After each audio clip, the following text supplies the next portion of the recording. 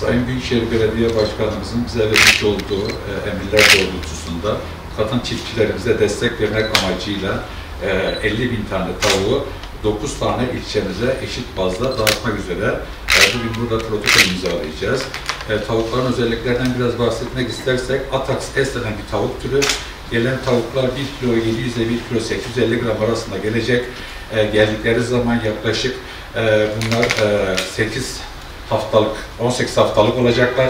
Bunlar geldikten sonra bütün ilçelerimize eşit miktarda her çiftçimize 15'er tane olmak üzere yaklaşık 4.000 tane kadın çiftçilerimize dağıtacağız.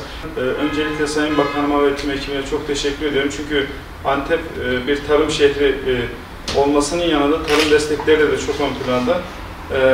Yani ben kurum adına ve çiftçiler adına gerçekten Sayın Bakanıma çok teşekkür ediyorum. Sadece tavuk değil, baştan sona tarımın her noktasında destekleri zaten fazlasıyla görülüyor. Bu da bence çok önemli bir değer. Kendisinden Allah razı olsun. Çok teşekkür ederim. Sağ olun Sayın Bakanım. Evet. Şimdi Genel Sekreterimiz, Başkan Yardımcılarımız, Daire Başkanımız ve Tarım Kredi Bölge Müdürümüzle yeni bir haftaya hep birlikte başlangıç yaptık. 11 ayın sultanındayız, Ramazan ayındayız. Tarımla ilgili olan çalışmamız bizim yıllardır devam ediyor. Tarım Daire Başkanlığı'nı ilk kuran büyük şehirlerden birisi olduk. Çiftçiye dair, toprağa dair, kırsal yaşama dair her türlü desteği vermeye devam ediyoruz.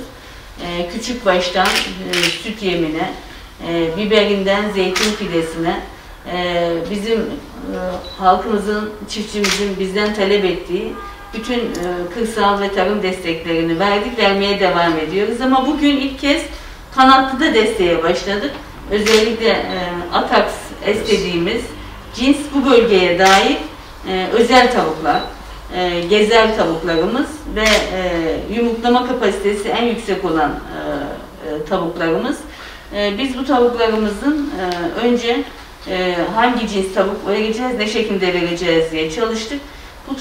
Bu tavuk cinsimizi kadınlarımızın ev ekonomisine, biraz önce Celal Başkanım söyledi, ev ekonomisine, köy ekonomisine katkısı çok önemli. Çünkü köydeki yaşamı, köydeki ekonomiyi güçlendirmemiz lazım. İnşallah Mayıs ayında kadınlarımıza, kadın çiftçilerimize bu tavukları yumurtlamaya hazır olmuş hale gelen tavuklarımızı hemen vermiş olacağız ve hızlı bir şekilde bu çalışmayı tamamlamış olacağız. Bugün bunun protokol için buradayız. Ben hayırlı uğurlu olsun diyorum.